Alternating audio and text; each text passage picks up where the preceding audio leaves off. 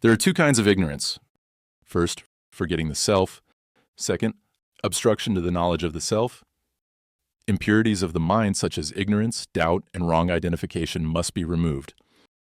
To remove ignorance, the disciple must repeatedly listen to the truth until knowledge becomes perfect. To remove doubt, he must reflect. In time, his understanding becomes clear and free from confusion. To remove wrong identification of the self with the body, senses, or mind, the mind must become one-pointed. When this is achieved, obstacles disappear. What remains is peace, samadhi. Some say, listening, reflecting, and concentrating must never cease. This isn't achieved through reading books, but through constant practice to calm and withdraw the mind. We must give up all false beliefs. We believe in everything except the real. Let go of every false idea. That is the only thing that truly needs to be done. Because man identifies with the body, he sees the world as separate.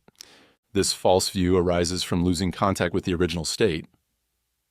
He is now advised to abandon false ideas, trace the source, and remain as the self.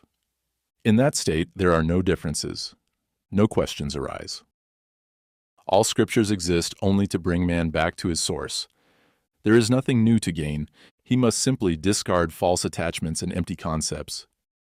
Instead, he clings to the mysterious and external, believing happiness lies elsewhere. This is the mistake. Happiness is within. It does not come from outside. As long as you seek happiness outside yourself, you will not find it. The greatest error is believing that man is weak or evil by nature. Every human being is divine and strong in their true nature. What is weak or bad are only habits, desires, and thoughts, not the self. Peace is your natural state. It is only the mind that disturbs it. Realization is not something new to be gained. It already exists.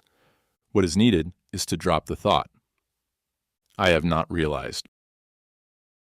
All effort is only to remove ignorance. Once ignorance ends, the self reveals itself as always present. Let go of ignorance. From the heart arises the feeling, I am, the first experience of the individual. By itself, I am, is pure and untainted. It is pure consciousness, not connected to body or mind. It transcends them and is known through direct experience. Just as the ordinary man knows his physical existence, the sage knows his incorporeal, timeless being. Ignorance is the only obstruction. That which is timeless is not seen as such because of ignorance. Remove it. What arises in the body as I is the mind. If the mind ceases, the world as an objective reality also disappears. Investigate what the mind is, and it vanishes. There is no mind apart from thought. When all thoughts are silent, only pure consciousness remains. The mind is restless by nature. Free it from restlessness. Give it peace. Train it to turn inward. Make that a habit. This is done by ignoring the outer world and removing obstacles to inner peace. The mind wanders. You are not the mind. The mind rises and falls. It is temporary. You are eternal. Only self-inquiry is necessary. Ask, who am I? This question is not meant to find an answer. It is meant to dissolve the questioner.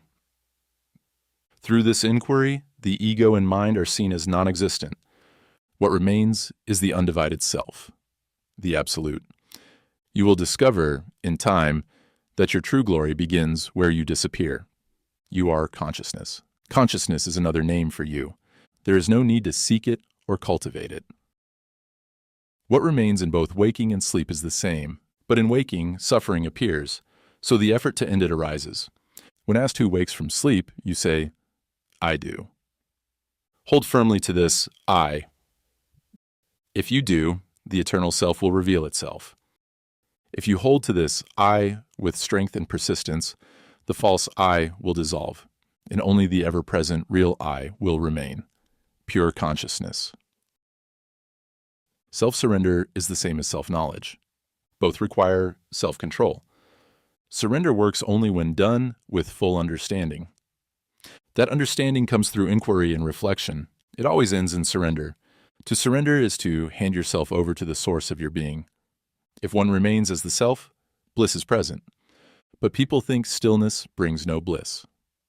That's because of ignorance. Bliss is not something added to your nature. It is simply revealed as your true, eternal, unchanging state. The only way to end suffering is to know and be the self. It is often said, know thyself. But even this is not accurate. If knowing the self implies two, the knower and the known. That is duality. Realization is not knowing or becoming anything. It is simply being what you are. If one is realized, he is simply what he always was. He cannot describe that state. He can only be that. That which simply is peace. Peace is our true nature. We disturb it. What is needed is to stop disturbing it.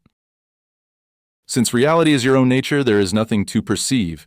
You only need to stop mistaking the unreal for the real. Effortless, choice-free awareness is our natural state. If we can rest in it, all is well. But for most, effort is needed. Deliberate meditation is required.